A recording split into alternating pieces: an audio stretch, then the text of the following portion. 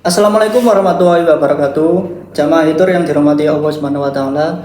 Setelah memahami pengertian, kedudukan hukum dan syarat umroh, sekarang kita masuk ke bagian inti dari umroh itu sendiri.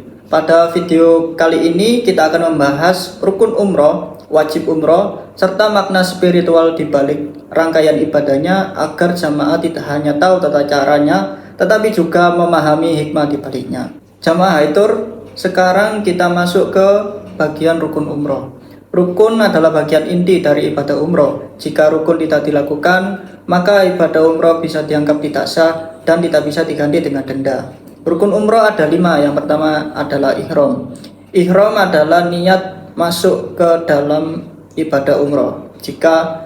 Jadi inti ihram bukan hanya berpakaian, tetapi adalah niat. Setelah berniat ihram, jamaah mulai masuk ke dalam ibadah dan harus menjauhi larangan-larangan ihram. Kedua, tawaf. Tawaf adalah mengelilingi Ka'bah sebanyak 7 kali. Tawaf dimulai dari titik sejajar Hajar Aswad dengan posisi Ka'bah berada di sebelah kiri jamaah. Tawaf bukan hanya perjalanan mengelilingi bangunan, tetapi ibadah hati, zikir, doa, dan ketundukan kepada Allah. Yang ketiga adalah sa'i. Sa'i adalah berjalan antara Safa dan Marwah sebanyak 7 kali perjalanan. Sa'i dimulai dari Safa dan diakhiri di Marwah. Sa'i mengingatkan kita pada perjuangan Siti Hajar pada saat mencari air untuk Nabi Ismail. Yang keempat, tahallul. Tahallul adalah mencukur atau memotong rambut sebagai tanda selesainya ibadah umroh. Untuk laki-laki lebih utama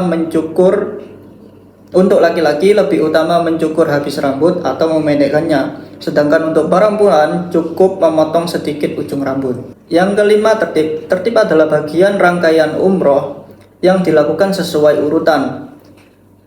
Umroh harus dilakukan secara berurutan, tidak boleh ada yang tidak berurutan. Misalkan sa'i sebelum tawaf dan tahallul sebelum sa'i.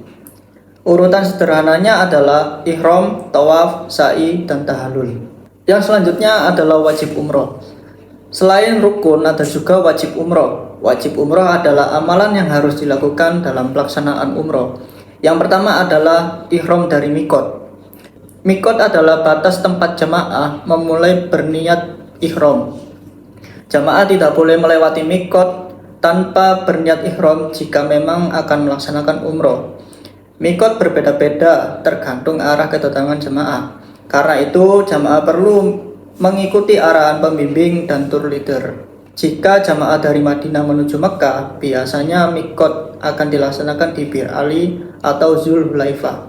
Jika jemaah datang langsung melalui rute penerbangan tertentu, maka mikot bisa mengikuti pengumuman di pesawat atau arahan pembimbing sesuai jalur perjalanan. Yang kedua adalah menjauhi larangan ihram.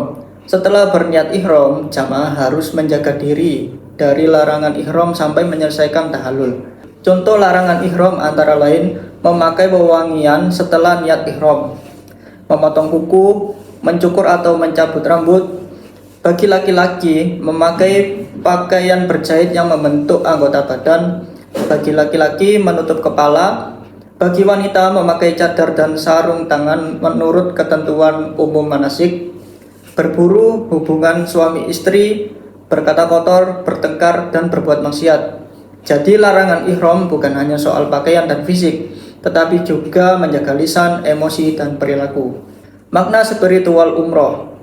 Jamaah haitur, setelah memahami rukun dan wajib umroh, kita juga perlu memahami makna spiritual dari ibadah ini. Karena umroh bukan hanya soal melakukan urutan ibadah secara benar, tetapi juga mengandung pesan yang sangat dalam bagi hati kita. Setiap rangkaian umroh memiliki makna. Yang pertama, ihram bermakna melepas ego.